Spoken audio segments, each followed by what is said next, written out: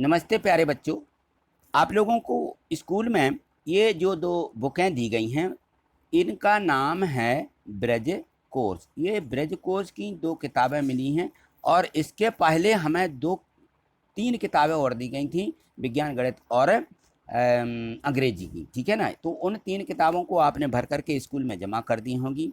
अब हमें इन किताबों को पढ़ना है, इनको समझना है। ये है हमारी ब्रज कोर्स की किताबें। तो इनमें हमारे दोनों किताबों में सभी विषय दिए गए हैं। एक किताब ये है जिसमें दिया गया है कक्षा 7वीं की है, गणित, विज्ञान और सामाजिक विज्ञान। तो आज हम देखेंगे इसके विज्ञान को। तो हम इसकी विज्ञान, ये है विषय विज्ञान वर्ष 2022-23 की कक्षा 7वीं की है। यह खंड बा है। खंड आ में गणित दी गई है, खंड बा में विज्ञान दी गई है। तो हम इसकी विज्ञान को समझने वाले हैं। तो देखिए, यदि आपने चैनल को सब्सक्राइब नहीं किया है तो सबसे पहले तो आप चैनल को सब्सक्राइब कर लीजिए। यहाँ देखिए नीचे रेड से लिखा है सब्सक्राइब। यदि रेड से नहीं लिखा है, ब्लैक एंड वाइट है, तो आपने चैनल को सब्सक्राइब कर लिया है। चैनल सब्सक्राइब कर लेने का मतलब होता है कि यदि जैसे ही वीडियो अपलोड होती है तो आपको आपके मोबाइल पर सबसे पहले आपको ये दिखने लगेगी। नहीं तो आपको सर्च करना पड़ेगी। सर्च करने में बहुत दिक्कत होती है। तो यहाँ पे सीधे हमारे चैनल पर मिल जाएंगी। तो आगे देखिए, और इसमें जो पाठ दिए गए हैं, तो इस बुक में पिछली कक्षाओं के कुछ पाठ दिए गए हैं और इनमें जो दिया गया है, देखिए यहाँ पे दिया है अध्याय 2 भोजन के घटक। इस भोजन के घटक में लर्निंग आउटकम दिए गए हैं इसमें कि हमसे क्या बनना चाहिए। तो यहाँ देखो, ये लर्निंग आउटकम्स दिए गए हैं कि वैज्ञानिक अवधारणा की समझ दैनिक जीवन में प्रयोग करते हैं तो उसमें क्या बनना चाहिए। संतुलित भोजन हेतु भोज्य पदार्थों का चयन किस प्रकार से करते हैं। इस पूरे पाठ से हमें यह हमसे बनना चाहिए। तो देखिए इसमें और क्या क्या दिया गया है। इसमें देखिए, सबसे पहले हम यहाँ देखते हैं तो यहाँ दिया गया है कार्बोहाइड्रेट के कुछ स्रोत दिए गए हैं, क्योंकि हमारे भोज्य पदार्थों में यही चीज़ें मुख्य रहती हैं। इनको ज़रूर हमें समझना है। तो हमें देखते हैं, यहाँ पर देखिए ये दिया गया है चावल है, गेहूँ, शकरकंद, आलू, गन्ना, पपीता, तरबूज, आम, मक्का और बाजरा। ये चीज़ें हमारे भोजन की बहुत सहायक होती हैं। इनमें हमें क्या मिलता है, इन भोजन से कार्बोहाइड्रेट नामक पदार्थ मिल जाता है जो हमारे शरीर के लिए बहुत ही आवश्यक होता है। आगे देखिए, यहाँ पे दिए गए हैं हमारे वसा के कुछ स्रोत दिए गए हैं। ये देखो, वसा के स्रोत बी जंतु स्रोत दिए गए हैं। तो यहाँ पर जैसे मान लीजिए इसमें मूंगफली है, तो इनमें मूंगफली का तेल भी है ना। इसी प्रकार से मछली, मांस, अंडा ये इसमें रखे हुए हैं। ठीक है ना।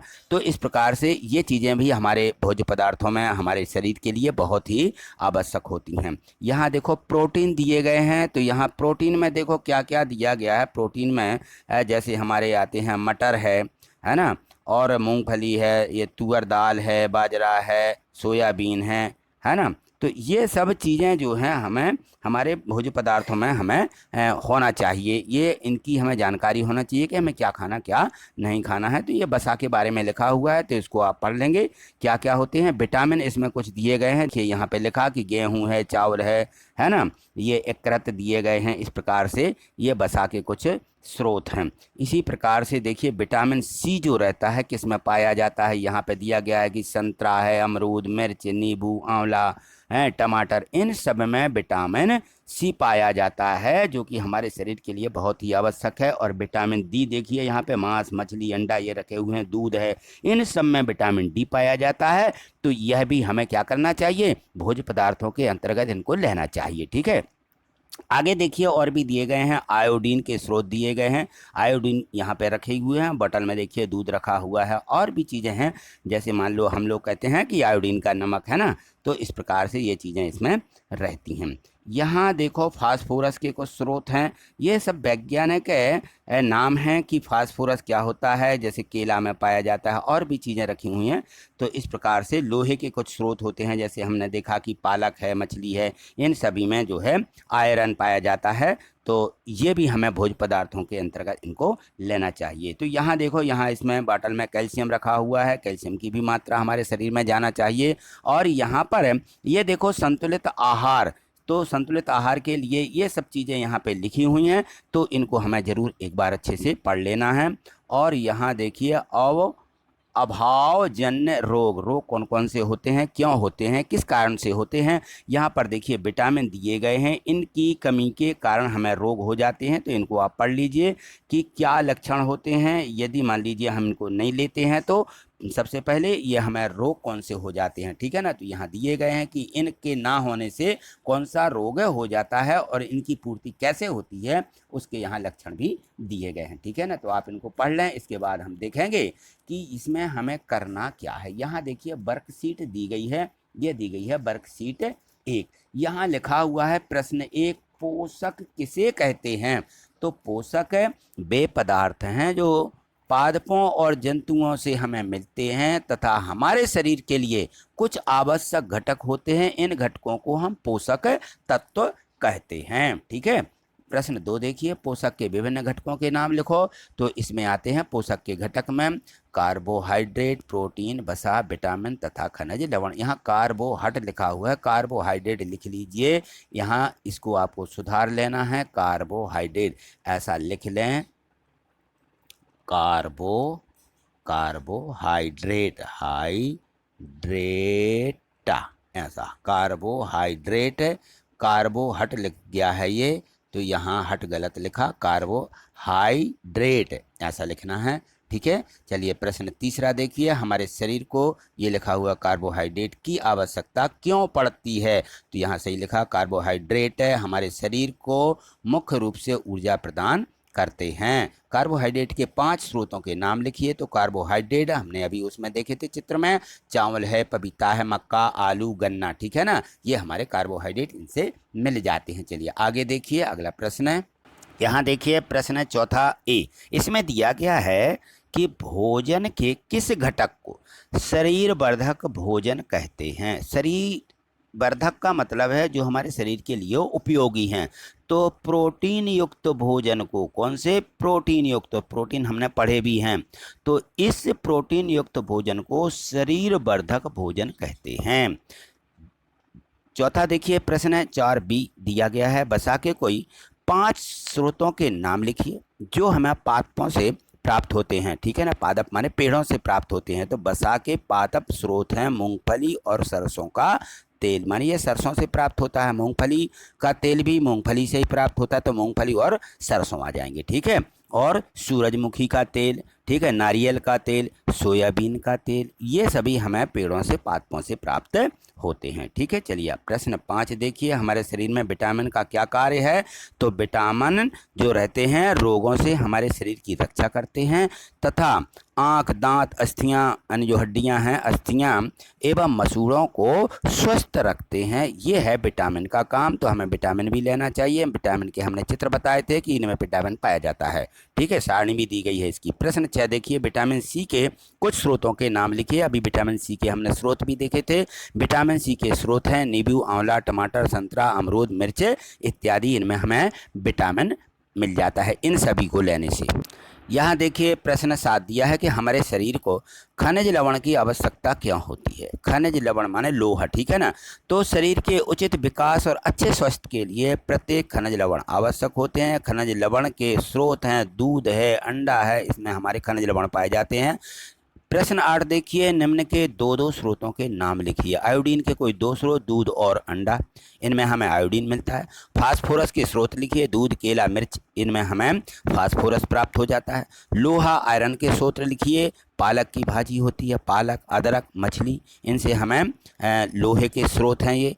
कैल्शियम, कैल्शियम में दूध और अंडा आता है। हमारे शरीर में रुक्षांश का क्या कार्य है। रुक्षांश जो होते हैं, रुक्षांश बिना पचे भोजन को बाहर निकालने में हमारे शरीर की क्या करते हैं, सहायता करते हैं। रुक्षांश रेशेदार जो पदार्थ होते हैं उसको रुक्षांश बोलते हैं, ठीक है। चलिए आगे देखिए, यहाँ दिया गया है प्रश्न 10, जल हमारे शरीर के लिए क्यों आवश्यक है। जल, तो जल यहाँ जो लिख गया है, जल भोजन में उपस्थित पोषकों को, भोजन में उपस्थित पोषकों को अवशोषित करने में हमारे शरीर की सहायता करता है।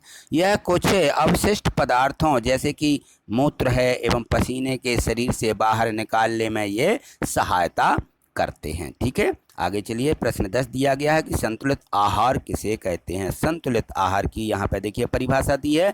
हमारे शरीर की दृष्टि और अच्छे स्वास्थ्य को बनाए रखने के लिए हमारे आहार में वे सभी पोषक तत्व उचित मात्रा में होने चाहिए जिनकी हमारे शरीर को आवश्यकता होती है। कोई भी पोषक तत्व ना आवश्यकता से अधिक और ना ही कम होना चाहिए। हमारे शरीर में पर्याप्त मात्रा में रुक्षांश एवं जल भी होना चाहिए। इस प्रकार के आहार को हम संतुलित आहार कहते हैं। तो ये संतुलित आहार की परिभाषा है। ठीक है, चलिए आगे देखिए।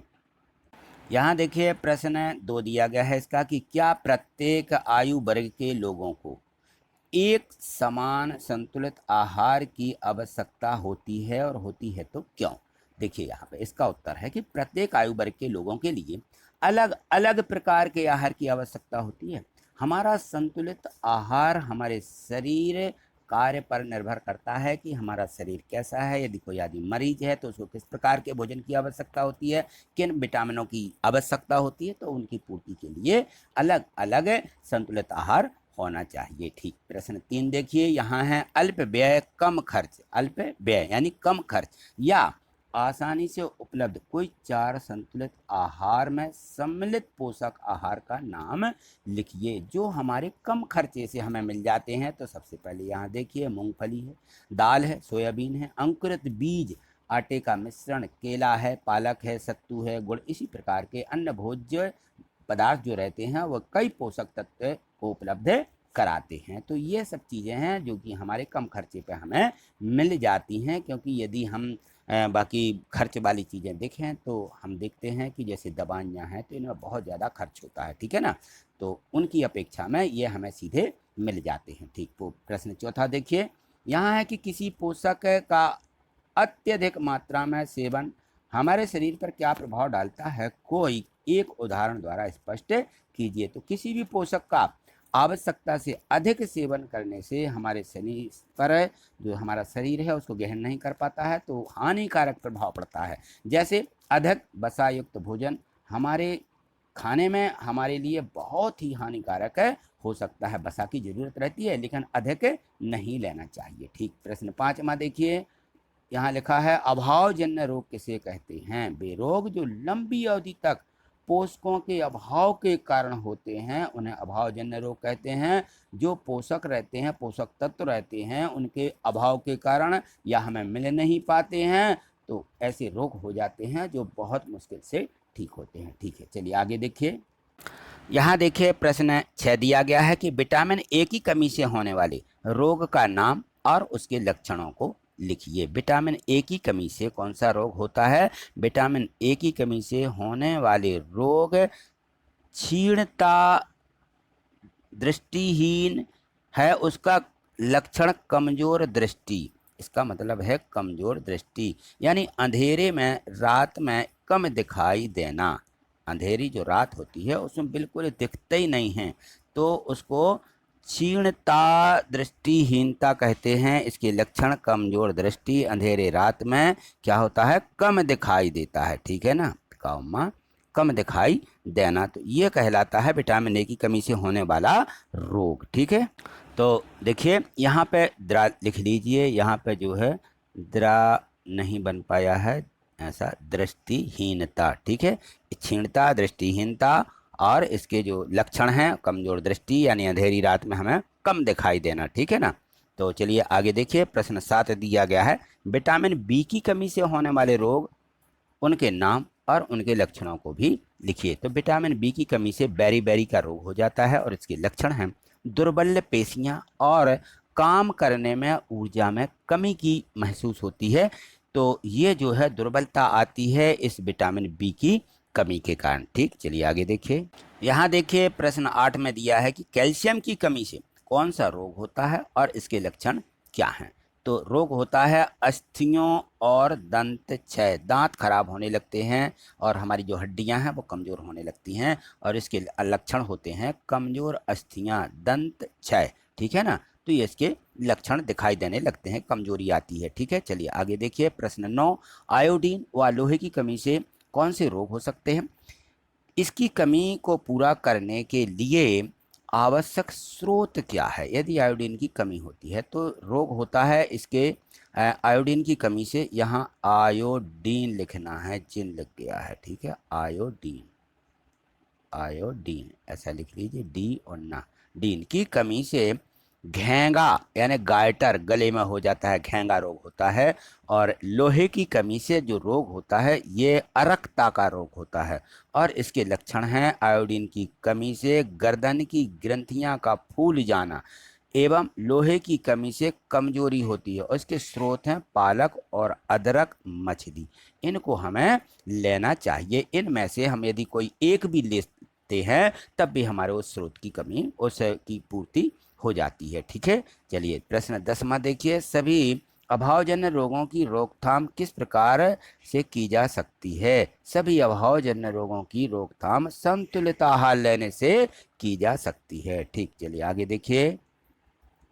तो यहाँ देखिए प्रोजेक्ट कार्य दिया गया है। इस प्रोजेक्ट कार्य को हमें करना है। इसमें है कि भोजन में प्रोटीन में 4 पादप स्रोत और कोई 4 जंतु स्रोतों के नाम लेकर के दिए गए स्थान पर उनके चित्र चिपकाइए और उनको या बना लीजिए। ठीक है, तो इस प्रकार से दिया गया है, तो चित्र चिपका सकते हैं या बना भी सकते हैं। जैसे यहाँ पादप स्रोत दिए हैं, यहाँ जंतु स्रोत दिए हैं। तो पादप स्रोत जो हमें पौधे ही रहते हैं उनसे मिलता है चना, सोयाबीन, मूंगफली और मूंग दाल, तुअर दाल, ये हमें है ना।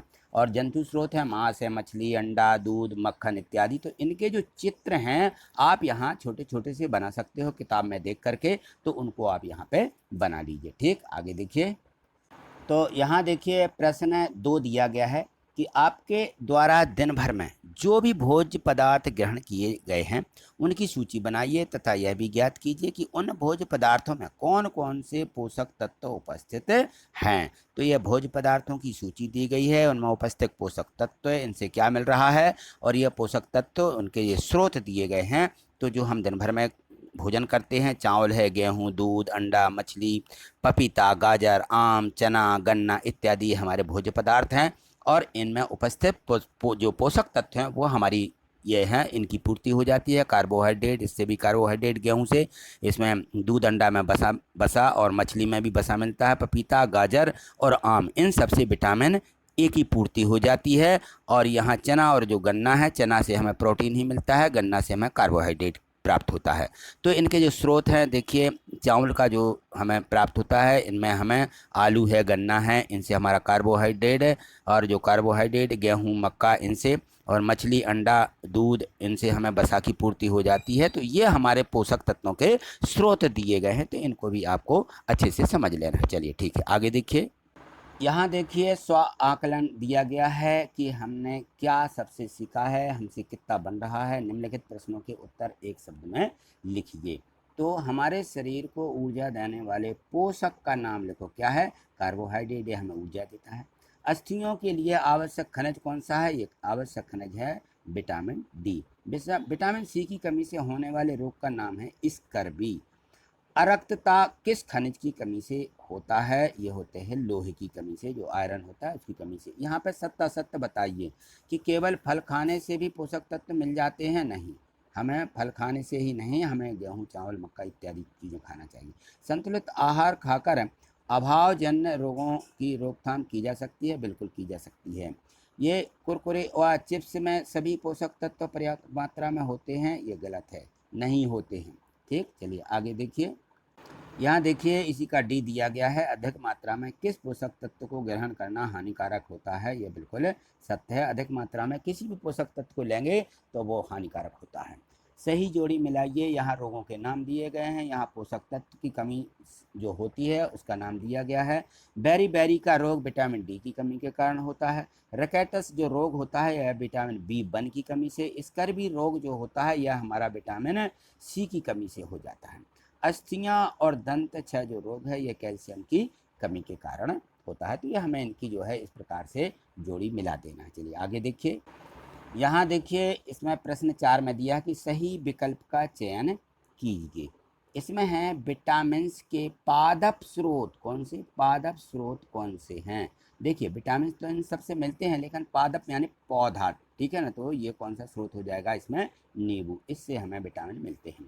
आयोडीन की कमी के कारण होने वाला रोग कौन सा है, घेंगा रोग, या इसको गाइटर भी बोलते हैं। ये घेंगा रोग आयोडीन की कमी से होता है। कार्बोहाइड्रेट है निम्न में से किस में पाया जाता है, आलू में कार्बोहाइड्रेट पाया जाता है। यह विटामिन जो हमारे अच्छी दृष्टि के लिए आवश्यक है उसका नाम है विटामिन ए, ठीक है ना, तो हमें विटामिन ए भी लेना चाहिए, पपीता अन्य चीज़ों में यह पाया जाता है। तो आज इतना ही, आगे जो इसके और भी पार्ट दिए गए हैं अगली वीडियो के माध्यम से देखेंगे। आगे देखने के लिए आप चैनल को सब्सक्राइब, तो आज इतना ही, आगे जो और भी इसके पार्ट दिए गए हैं वो अगली वीडियो के माध्यम से देखेंगे। आगे देखने के लिए चैनल को सब्सक्राइब करके रखिए। देखिए मैंने चैनल को सब्सक्राइब किया है। यदि चैनल को सब्सक्राइब कर लेते हैं तो ये सब्सक्राइब है इस प्रकार से दिखने लगता है, ठीक है ना। यदि चैनल को सब्सक्राइब कर लेते हैं हम तो ये सब्सक्राइब रेड से ना होकर के अब हमें इस प्रकार से दिखने लगेगा। इसके बाद ये बेल आइकन, एक घंटी आती है, नोटिफिकेशन की घंटी कहलाती है, इसको भी हमें क्लिक करके रखना है, जिससे कि हमारे जैसे हम मोबाइल खोलते हैं तो हमें एक सूचना मिल जाती है, नोटिफिकेशन मिल जाता है कि वीडियो डल चुकी है, ठीक है ना। तो ये सब चीज़ हमें करके रखना है। और वीडियो को लाइक का ये यहाँ पे देखिए सिंबल बना रहता है, निशान बना रहता है, इसको भी हमें क्या करना है, क्लिक कर लेना है, ठीक है ना। तो इतना यदि हम काम कर लेते हैं तो ये सारी चीज़ों में हमें परेशानी नहीं होती है, ठीक है। थैंक यू, धन्यवाद।